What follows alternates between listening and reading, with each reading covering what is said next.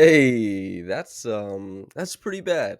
118-93, the Raptors lose to the Cleveland Cavaliers, and they got shellacked, man. They struggled offensively, they struggled defensively. I'll get into why on both ends of the floor, but first of all, of course, this is the Raptors Reaction Podcast. I am Samson Folk. The quick numbers: Darius Garland, 18 and 11; Donovan Mitchell, 35 and 4; Jared Allen, 23 and 11; Evan Mobley, 18 and 9. There's a little bit of scoring peppered in over the rest of the roster, a little bit, but for the most part, the Cavs' big four, their main four guys, they completely obliterated the Raptors. And defensively, Mobley and Allen really held down that defense. Okoro was also pretty good. They got good defensive minutes from like Dean Wade. They also, Karis LeVert was pretty good in passing lanes. Garland and Mitchell, I think, were both decent in passing lanes, despite being undersized clearly to play these Raptors. And the Raptors, they struggled, man, on both ends of the floor. The biggest thing defensively was that we saw in the first three games that the Raptors played against these Cavs, they won all three. And the big thing is that Jared Allen historically and Evan Mobley historically against the Raptors have struggled to put the ball on the floor.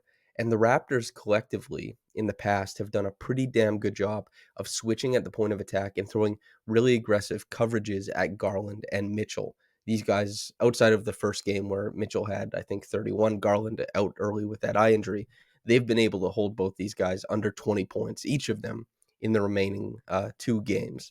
And like pretty impressive defense. That was that mobility that the Raptors were playing with. They were losing to a lot of teams, but they kept beating the Cavs because they were contending on the glass, they were rotating as a team, and they were aggressive at the point of attack. With Pirtle, and this isn't meant to slight Pirtle, Pirtle just isn't going to give you the same types of coverage. Like that's the point of getting Pirtle, is that you'll be better against a lot of teams and you have a diversity of coverage. Pirtle in this game, he plays, I think, north of 30 minutes. The Raptors, and it's not necessarily his fault, it's that they were bad at the point of attack and they had trouble containing, the roll. They started going to really heavy tags and rubs towards I guess the end of the second quarter, the start of the second half. But for the most part, the Raptors, despite kind of, shading towards the roll, they got obliterated by it. Allen got to the rim repeatedly on the catch, on the roll. And outside of that, too, when the Raptors tried to play a little bit more conservative at the point of attack, if the Raptors are going to play drop and lock and trail, which is what they wanted to do to stop the roll without bringing the tag over, what happened? The Raptors, you lock and trail around the screen, right? That's what you're supposed to do. But you're coming from the left side typically, or the right side. You're behind the plate to some degree, and both Garland and Mitchell are extremely capable of that pound dribble sign step into the pull-up triple. These guys shot extremely well from three in this game. Donovan was 8 for 12. Garland was 3 of 4. These guys were fantastic from downtown, and anytime the Raptors tried to play a little bit more conservative, they punished it with that jump shooting. Now, if the Raptors wanted to do something a little bit more aggressive off ball, like with maybe nexting or peel switching or something like that, they did a good job of resetting the offense out to the corner, bringing it back up, and then seeing if the Raptors could complete that coverage again. They were running their actions quickly, they were beating the Raptors at the point of attack, and they were making great decisions. And at the end of all of that, they hit their shots on the inside because they had the Raptors in rotation. And if the Raptors weren't in rotation and they had the ball in front of them, they could still hit jump shots over top. It was really impressive defensive performance. On the other side, this is kind of what I've talked about over the past couple podcasts. I really hammered it home against the Pistons just yesterday. Was talking about the diversity of the offense that Fred brings and how Fred would have made beating the Pistons much easier than it was offensively.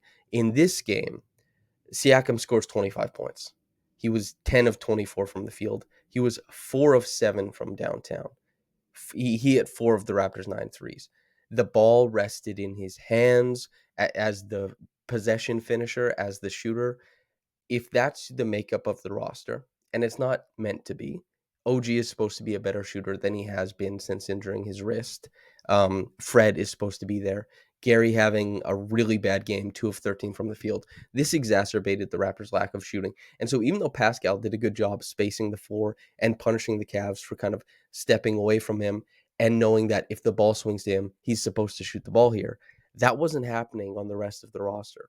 And that means that the Raptors were relying on the number one defense in the league, trying to beat them through post entry passes and motion offense when they can just sit back and not respect the jump shot, right?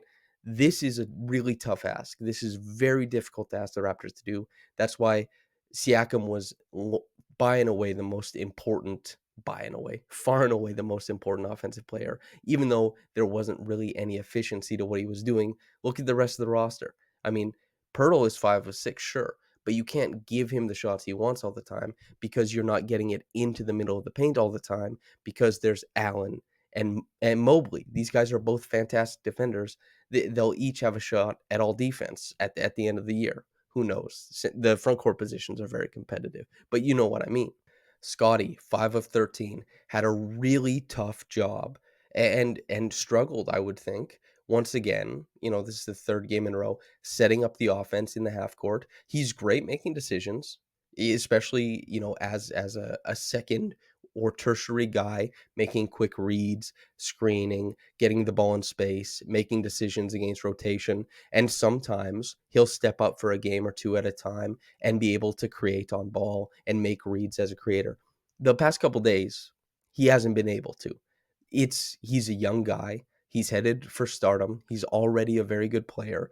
It's not that big a deal over the long course of things. In this game, though, you felt the lumps. Like Scotty couldn't create against the Cavs, and he couldn't create really against the Pistons. And you feel that. It puts pressure on the rest of the roster. It puts pressure on Pascal in particular to create against a set defense that's camping in the lane, that is throwing a lot of attention his way. And OG as well, a guy who still seems very much hampered by his lack of shooting. And I do think that's, because of the injury. He also is a guy who, against the Cavs, historically, when the Raptors have them spaced out with Fred on the floor, has been able to take a guy like Okoro or Donovan Mitchell or Garland, whoever's cross-matched or just a bad matchup to begin with, and carve out space on the inside. With less shooting on the floor, that didn't work this time around. And the fact that he couldn't shoot in response to that meant that the Raptors' spacing changed and they were less potent at the end of these possessions. So 7 points, 1 board, 1 assist, a quiet game for him. And on top of that, he struggled as a primary defender. It was a bad day for anybody. I don't mean to be too hard on OG. It was a bad day for anybody to try and stick Garland, and especially Donovan. I mean, 8 for 12 from 3. The shot diet wasn't easy, I would say. It was just incredible shot making. So the Raptors starters struggled largely. Couldn't really defend the guys who were in the primary action, the guys who were off ball and shading. Maybe there's a little bit of a lack of conviction at times. Maybe it seemed like, well, how do we guard this when there's such a big advantage coming down? Some plays where it's just you're getting put in 2-on-1s repeatedly. What do you do as the help side guy if you're not Draymond Green, who is the perfect defender at navigating those situations? You know what I mean? They won some of them, sure. There was a really great play to start the second half where Pascal is the low man because he's guarding Mobley in the dunker spot, and they run a dribble handoff. Allen gets the ball on the pass. Siakam meets him above the charge circle, and so Allen is like, okay, do I want to take a floater from, I don't know, 11, 12 feet out? Probably not. Let me try and pass it to Mobley, who's now in the dunker spot. And Pirtle had come off of Allen and recovers and then swats it away, right? Like, that's good defense. That's good rotation. But that's a high wire act. You can't pull that off every single time. That's the thing that the Raptors couldn't do repeatedly. Basically, no defenders can. There's just too much advantage given at the point of the attack. The shot making was too good. I don't think this is a referendum on the Raptors, but the Cavs were awesome today. And they shellacked them. It is what it is. Boucher had a good start to the game, but then didn't play very well later on. Precious was very hit or miss, in my opinion, and the fact that the Cavs were getting to a lot of places on the court meant that the Raptors were in rotation, and especially meant that guys like Pirtle and Siakam and Precious and Scotty had to be communicating extremely well to try and navigate those situations. I think Precious struggled at that in this game. I think that there were some coverage mistakes on his end. So I don't want to talk too much about those guys. But Jeff Dowtin Jr., there was the pull-up three he hit in Donovan Mitchell's eye, which was awesome. But more important than that, he got to the rim a couple times, didn't make everything, but he snaked a pick and roll, got to the baseline, hit a mid-range jumper, and I love that because it's the first time he's done that with the big club. You watch his 905 performances, this is something he's doing all the time. He really likes to crab dribble in the lane. He likes to navigate with a live dribble and kind of herky jerk his way around the court, and knows at that level that he can hit his push shots, that he can take a pull up mid-range jumper and make it and fuel an offense that way, or at least sustain it when better looks aren't coming along. And half of being able to make those types of shots at the NBA level is confidence. Guys aren't going to lock you down in the mid range. You're still going to, considering what defenders aren't and are allowed to do, you're going to get downhill off of screens. It's the confidence and the talent to actually make teams pay from that spot on the floor. You'll get there. And so if Dowtin, he's on a two-way, he was kind of feeling it out because he doesn't have consistent minutes. You don't want to be a two-way player who comes in and takes mid-range jump shots and misses them. That's a really tough thing. But he was feeling himself. He saw how limited the Raptors' offense was, and he provided them with a little bit of juice. 7 points, 1 rebound, 2 assists. And it wasn't as big a win defensively. I know Nurse had that comment just yesterday, I think, about how they feel good about putting Jeff Dowtin on the other team's best guard. And that's saying something. And that's really cool. And I expect him to get more defensive possessions going forward and more possessions just in general. I do think he's leapfrogged Malachi. I don't know what his time with the 905 will look like as we kind of near the end of the 905 season. We'll see. But Dowtin has earned some minutes here. I hope he gets even, little spells once Fred is back. And I hope this is reflected in his minutes, this stretch he's had, because I think he's been good. But anyway, back to my main point. He didn't do very well defensively today. But then again, who did? It was really tough. The Cavs were firing on all cylinders. I think you just have to, it is, I don't want to say it is what it is again, but you just have to make peace with this game being what it was and you move forward. The Raptors are still, this isn't a referendum on them. This doesn't mean they're a bad team. This doesn't mean it was smoke and mirrors, the 4-game win streak. They're doing things better. They're a better team and they'll continue to do better going forward, but this game was not it for them. They struggled in a lot of places. And second game of a back-to-back, sometimes you're going to run into that.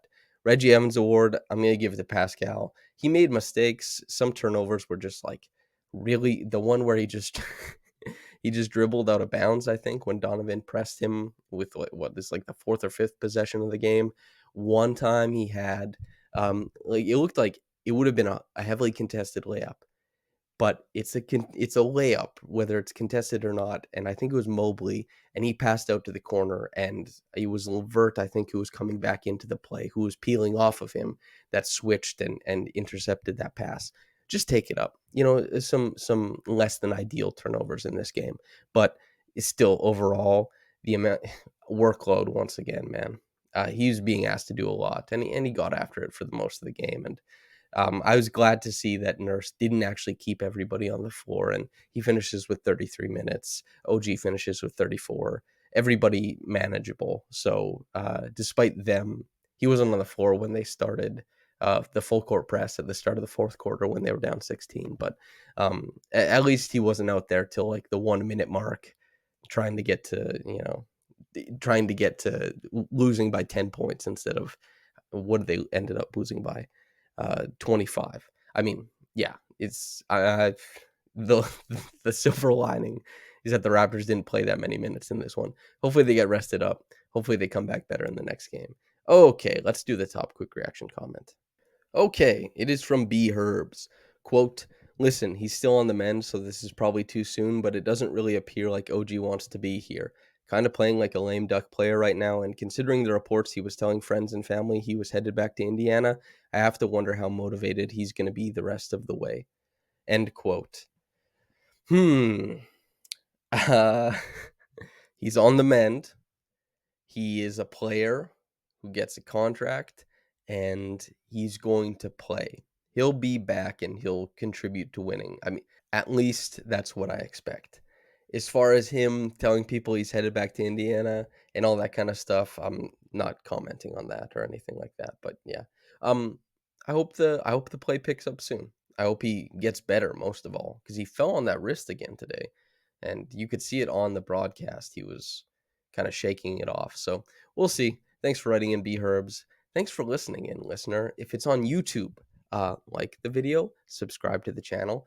Most importantly, subscribe over at raptorsrepublic.com. That's the only way you get to read my work, Louis Satzman's work, for example. And if you get into this, oh yeah, sorry, if you listen to this on the podcast, thanks for tuning in. Let me chop it up with you. And whether you got into this in the morning or at night, have a blessed day and goodbye.